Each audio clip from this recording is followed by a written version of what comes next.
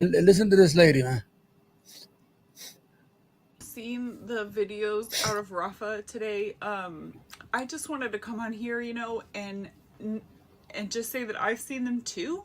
And I'm with you, and I'm horrified. And if you need to take a moment to feel some grief, we can feel it together.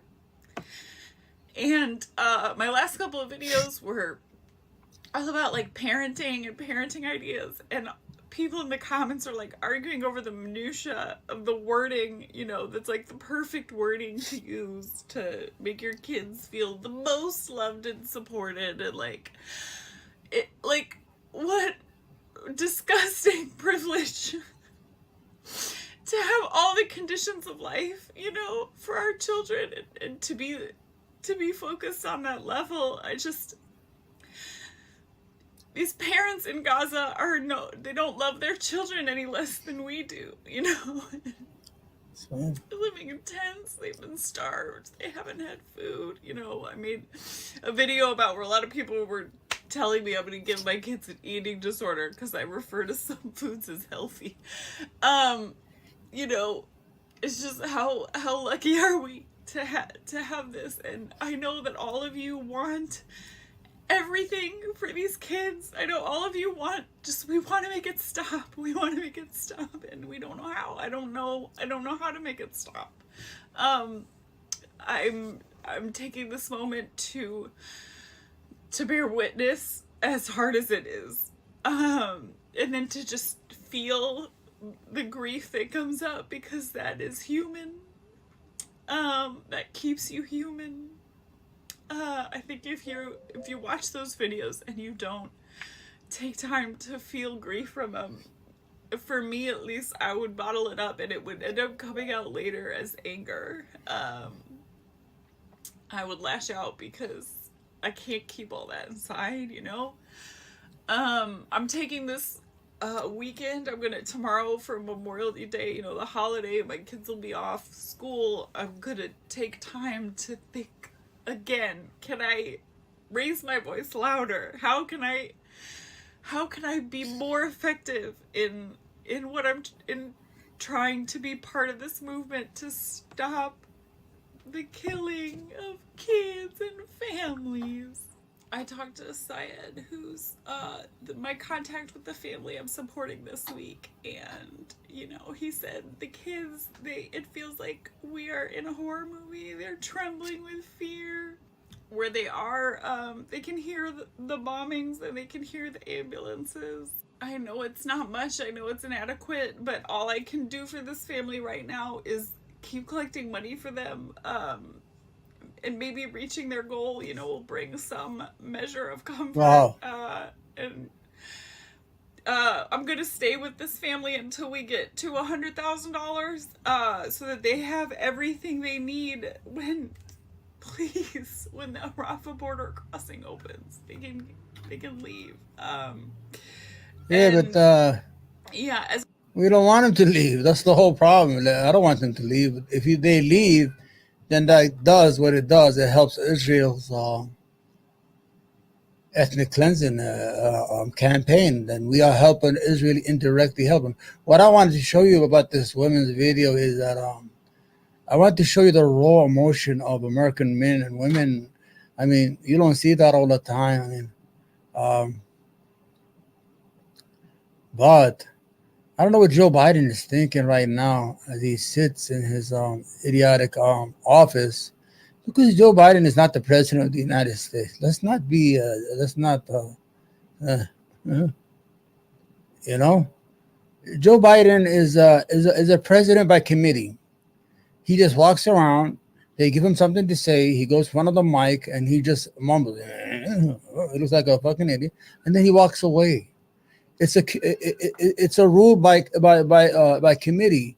His cabinet are the true rulers of the United States, and Antonio Blinken is the de facto president of the United States right now. He is the one who started the war with Russia and Ukraine. There was no war going to happen. Putin offered the United States, if you read right into it, he gave them some demands that he needs not to invade. Those demands were very easy. Don't go into fucking Ukraine. Don't no NATO in Ukraine, no EU. I mean, we don't want to repeat the same shit every time. But when you see this raw emotion by an average American woman in the suburbs, these are the women who's going to come out and vote. Then who they going to vote for? The problem is even Trump. You want to support? I want to support Trump, but you cannot support anybody. You know, because the AD. I mean, APAC owns all the politicians. The politicians have passed in the last 6 months. Congress has passed more pro-Israeli laws than they have passed laws for the United States.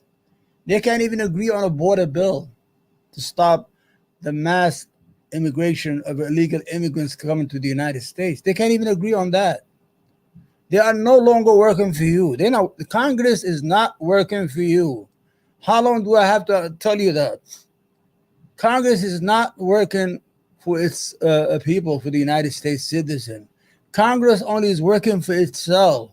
Either they have these special lobbyists, they make them millionaires. Like, what's her name? Nancy Pelosi is like, she's like $300-400 million. How?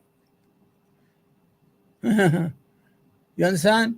But they have passed more bills in 6 months for Israel than they have passed for the United States. So, in other words, Congress is working for Israel. A case in point, let me show you this. Yeah, you know this idiot there. We, hopefully, together will find a way to register our displeasure with the ICC, because if they'll do this to Israel, we're next. This group tried to come after our soldiers. Yeah, you can clap all you want to. They tried. So the whole issue is that the ICC, the International Criminal Court, whatever you want to call it, you know what they call it in the world? They call it the International Caucasian Court, because it mostly arrests African leaders. What he's saying right now is, FAGGOT. What he's saying is that it's okay if we commit and if Israel commits laws, crimes against humanity by killing women and children, and if the ICC say, well, that's a lot of killing here, Israel. We're going to have a warrant for your leaders and Hamas leaders. Then this is the reaction you get from the United States government. 12 senators contacted the ICC Attorney General and one of them told them that this court was made only for blacks and thugs like Putin. That's all. But for Jews and everybody else, no, you can't do that.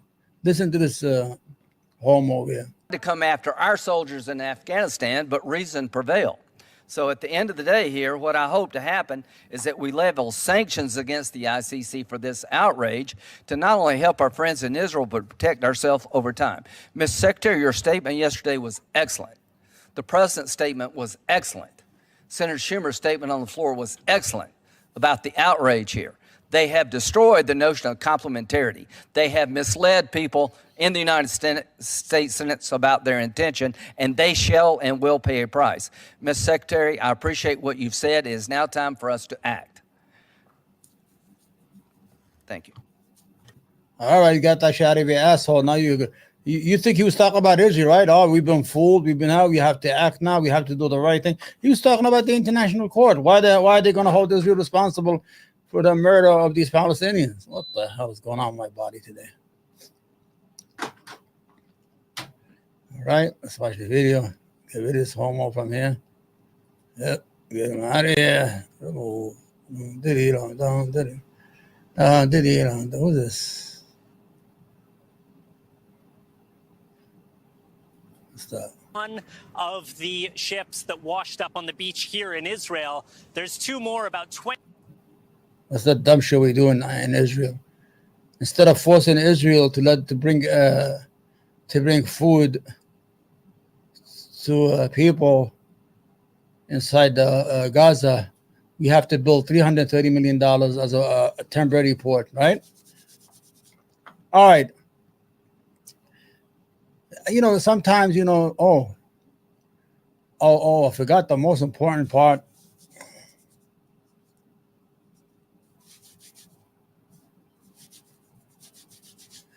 A lot of people don't see this. There's like 4 people in here. Nobody's watching me today. Fucking, I'm itching all over the place. My allergies are fucking killing my body. But I just want to make this clear. This is the ADL report on anti-Semitism. I mean, these motherfuckers will make a deal out of nothing. Let me see. Yeah. It shows you there's no real anti-Semitism in the United States. I mean, there's some. I mean, but there's hate all over the United States. It's not like one people have a policy of being just hated. I mean, I'm going to show you this. This is the ADL report. And, it's biased because this is audit of anti-Semitism. I have the 2023, but I can't find it here. But let me show you, this is the ADL that comes every day on TV and tell you that anti-Semitism is on the rise. It's up 100%. It's up to 100%. This is the audit of the 2022, what do you call it? Anti-Semitism. Each year, the ADL, the Anti-Defamation League, tracks incident of anti-Semitic harassment, vandalism, and assault in the United States since 1979. We have published this information in an annual audit of anti-Semitic incidents. All right, ready? In 2022, the ADL tabulated 3,697 anti-Semitism incidents throughout the United States. This is 36% increase from 2,717 incidents tabulated in 2021, and the highest number on record since the ADL began tracking anti-Semitism incidents in 1979.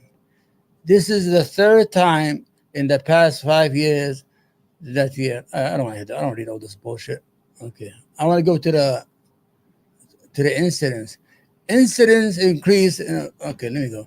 All right, here you go. Incidents increased in each of the major audit category. Anti-Semitic harassment increased 29% to 2,298. So harassment could be anything. Harassment, we could have an argument and you happen to be Jews. If I call between the river and the sea, Palestine will be free. Or if I say anything of that nature. So I don't know. There's no definition. What is harassment? I don't understand. How do you quantify harassment? I mean, do you have an issue on the subway station in New York City and you get on the phone, you call the ADL? Well, today I was harassed on the D train. I don't know what it is. And increase. Okay, anti-Semitic vandalism increased 51%. Whoa, to 1,288. Now, what is vandalism? It doesn't give you a definition. What did they write a swastika on the synagogue? Did they break a window? Did they break cars in a Jewish neighborhood? Did they know that even these cars were Jewish cars? What did they actually do? So you have to ask yourself. I mean, there is no clear idea of what these people did. So they just want to put these numbers out there to create this fear that Jews are being harassed all over the United States.